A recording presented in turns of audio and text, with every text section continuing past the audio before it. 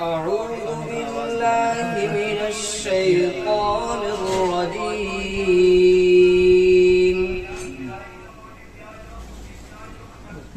بسم الله الرحمن الرحيم.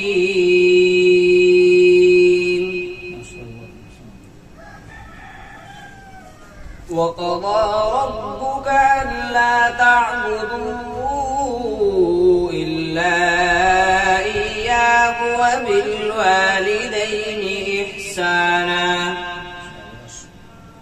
إما يبلغن عندك الكبر أحدهما أو كلاهما فلا تقل لهما أف ولا تنهرهما وقل لهما قولا كريما واخفض لهما جناح الذل من الرحمة وقل رب ارحمهما كما ربياني صغيرا ربكم أعلم بما في نفوسكم إن تكونوا صالحين فإنه كان للأوابين غفورا وآت ذا القربى